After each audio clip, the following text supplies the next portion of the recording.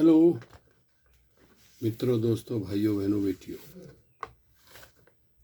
आइए बताते हैं भारतवर्ष की गुलामी के कारण।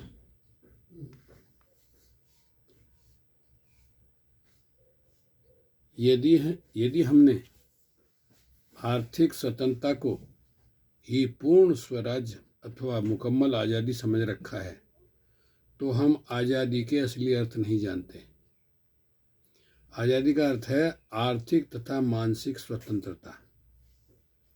जिस देश में धर्म के नाम पर देश की आज़ादी की लड़ाई का नेतृत्व करने वाले की हत्या कर दी जाए, जहाँ इंसान को कुत्ते बिल्ली से भी बदतर समझकर उनके स्पर्श को भी पाप समझा जाता है, जहाँ जवान स्त्रियों को पति की मृत्यु के बाद जीवन भर वैधव्य का जीवन बिताने पर विवश किया जाता है, जहाँ भालू से अपने पूर्वजों का संबंध जोड़ा जाता हो,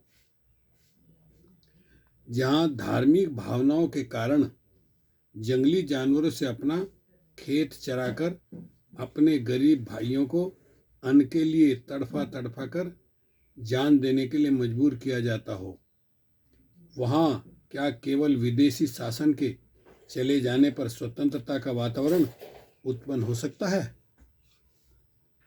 जहाँ 33 करोड़ देवी देवता हमारी छाती पर सवार होकर हमसे बिना पैसे को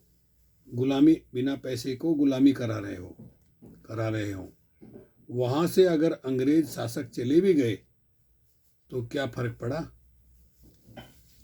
पड़ गया? हमारे संविधान के निर्माता ने इस देश को धर्मनिरपेक्ष राष्ट्र घोषित किया, लेकिन यह धर्मनिरपेक्षता किस तरह अमल में लाई गई, इसके नित्य ही नए उदाहरण हमारे सामने आते हैं।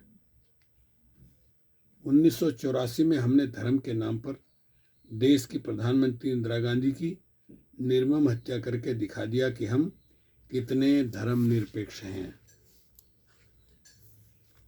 आज जब हम देखते हैं कि हमारे यहाँ जो भी बांध बनते हैं उनका उद्घाटन तक बिना पूजा के नहीं होता, नई योजना बिना मुहूर्त निकाले शुरू नहीं की जाती, तो ऐसा कोई आँख का अंधा होगा जिस पर यह स्पष्ट न हो जाता हो कि धर्मनिरपेक्ष का यह ढोंग केवल कागज पर ही है।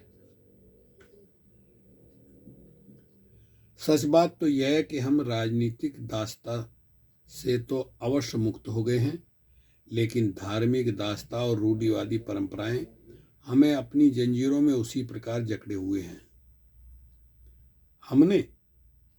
हमें अपनी हठधर्मी जन्मजात संस्कारों तथा हृदय की निर्बलता के कारण अपनी बुद्धि पर विश्वास ही नहीं रह गया है।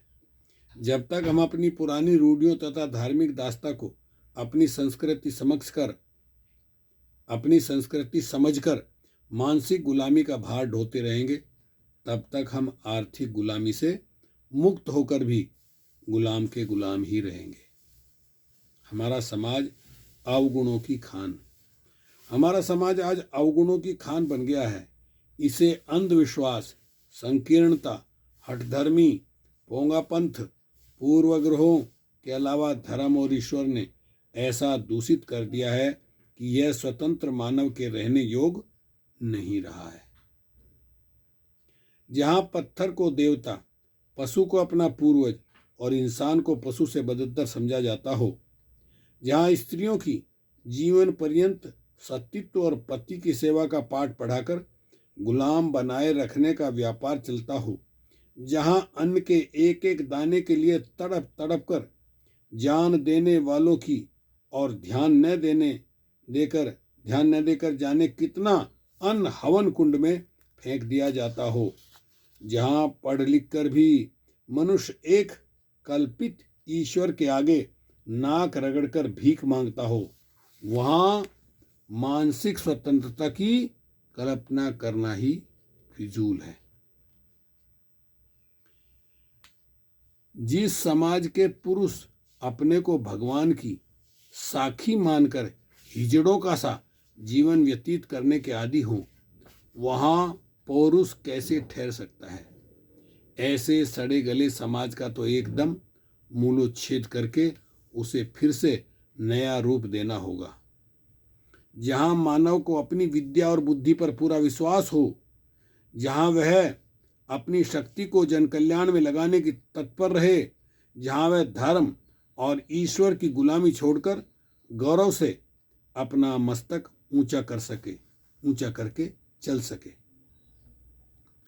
जब हम ऐसे स्वतंत्र वातावरण वाले समाज का निर्माण कर लेंगे, तभी हमारा विदेशियों से मुक्त होना सार्थक होगा और तभी हम सच्चे हृदय से कह सकेंगे कि हम आज स्वतंत्र हैं। यानी अभी भी हम पूर्ण रूप से आजाद नहीं हुए हैं। इसके लिए जिम्मेवार है हिंदू धर्म व धर्मशास्त्र व ईश्वर। तो आइए देखते हैं ईश्वर कैसे हमें गुलाम बनाने में सहायक है व रहा है। ईश्वर कैसा है? अगर ईश्वर ने संसार बनाया तो उसे किसने बनाया? इस लेख में लेखक हैं श्री ज्योतिर्मय से ये लिया गया है, सरिता अगस्त 1982 से। ईश्वर के अस्तित्व को प्रमाणित करने के लिए अक्सर यह तर्क दिया जाता है कि इतने बड़े संसार को चलाने वाली, विराट ब्रह्मांड का सृजन करने वाली कोई तो शक्ति होगी ही। वह शक्ति ईश्वर ही है।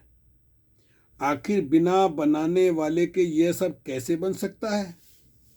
यह तर्क देते समय ईश्वर के समर्थक जानते हैं कि प्रत्युत्तर में यदि बिना किसी के बनाए कुछ नहीं बन सकता तो ईश्वर को बनाने वाला कौन है, जैसा प्रश्न किया जा सकता है। यदि मानव जब विकसित होने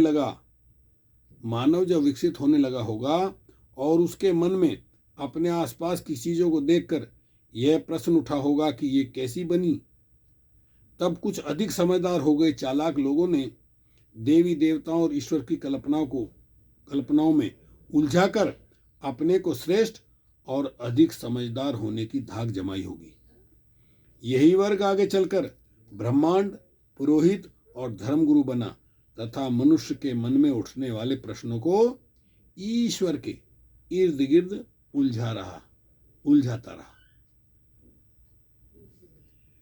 वेदों में विभिन्न प्राकृतिक स्थितियों के लिए अलग अलग देवताओं की कल्पना से ही यह बात स्पष्ट हो जाती है कि ब्राह्मणों ने प्रत्येक प्राकृतिक घटना के लिए अलग अलग अदृश्य शक्ति को जिम्मेदार ठहराया तथा उन घटनाओं से होने वाले नुकसान को रोकने के लिए संबंधित देवताओं को प्रश्न रखने की प्रेरणा दी। उदाहरण के लिए जल का देवता वरुण है। वर्षा अधिक होती है या बिल्कुल नहीं होती तो इसके लिए वरुण से प्रार्थना की जाती है। आंधी तूफान चलते हैं तो वायु को खुश रखने के लिए कहा गया।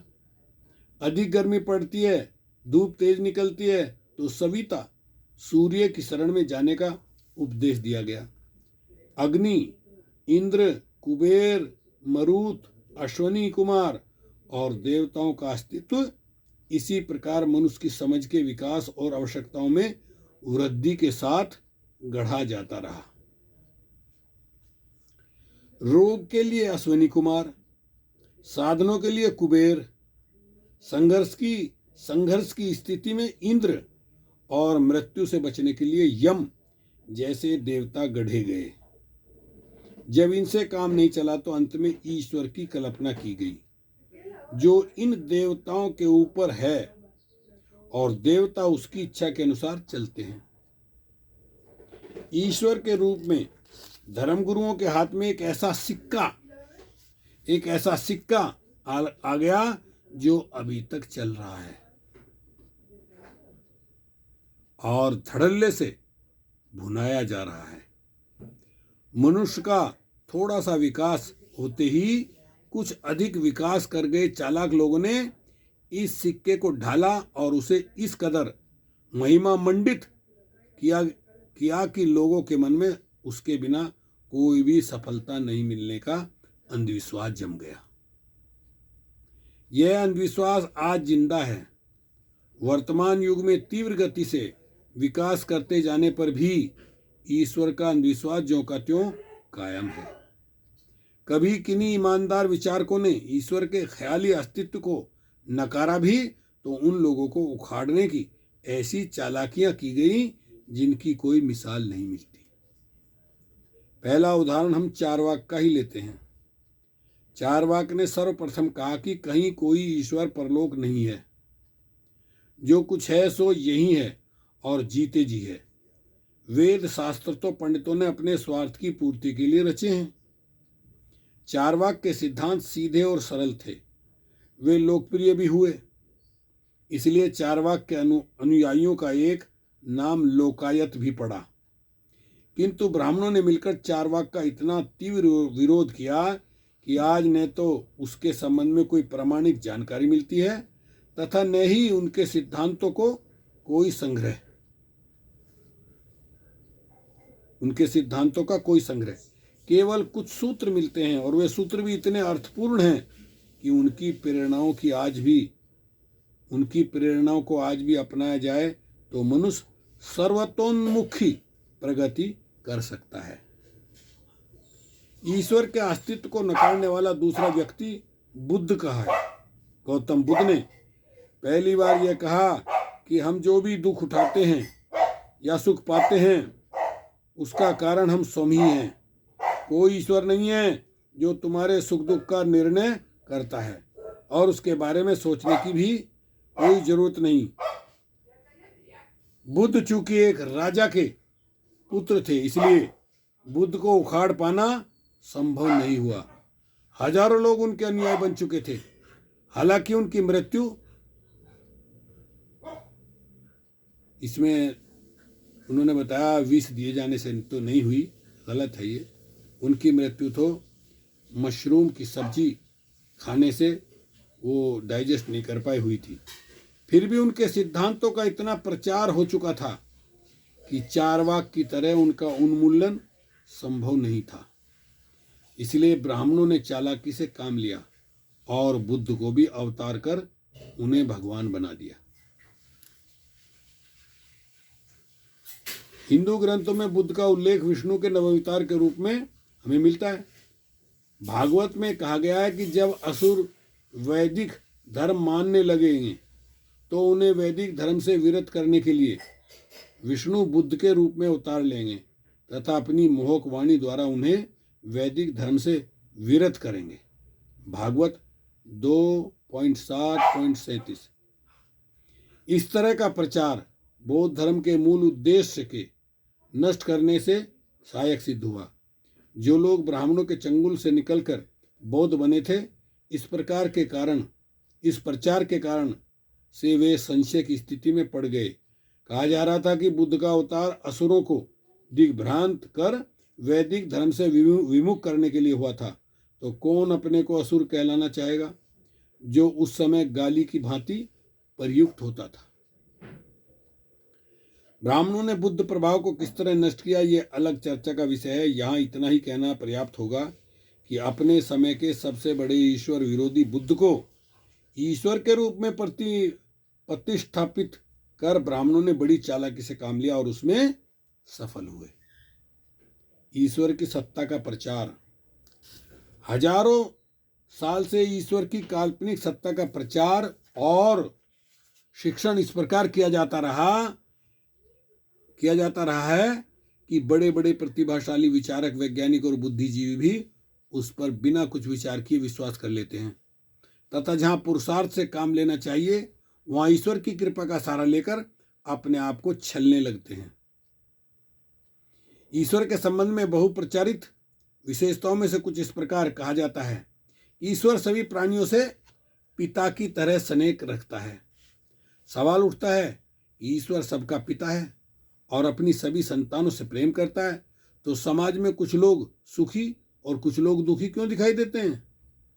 वह सर्वत्र विद्यमान है, सब कुछ करने में असमर्थ है, सब कुछ करने में समर्थ है, तो अपनी सामर्थ्य का उपयोग लोगों के दुख, दारिद्र्य, रोग, कष्ट, दुर्घटनाओं को रोकने में क्यों नहीं करता? भूकंप और बाढ़ों को क्यों नहीं रोकता, जिससे भयंकर तबाही मच जाती है तथा ईश्वर की संतानें असमय मर जाती हैं? कर्मों का फल। दुख, सुख, रोग और संकटों को ईश्वर आदि प्राणियों के कर्मों का फल बताते हैं। उदाहरण दिया जाता है कि बच्चा जब शैतानी करता है तो पिता उसे दंड देता है। उसी प्रकार ईश्वर भी लोगों के पाप कर्मों की सजा दुख, गरीबी और बीमारी के रूप में देता है। अगर यह सच है तो 2-3 महीने के उस बच्चे ने कौन सा बुरा काम किया है जो पैदा होते बीमार रहने लगता है और रोगी की पीड़ा झेलता है? ऐसे मामलों में लोग पिछले जन्म के कर्मों का कारण बताते हैं। थोड़ी देर के लिए मान भी लिया जाए कि यह पिछले जन्मों के कर्मों की सजा है, तो यह कहाँ का न्याय है कि अपराध तो करें आज, वह प्रमाणित भी हो जाए, किंतु सजा मिले अगले जन्म में, जिसके बारे में ठीक ठीक कुछ भी नहीं कहा जा सकता है। साधारण अदालतों में भी अपराधी को अपराध प्रमाणित होते ही सजा सुना दी जाती है।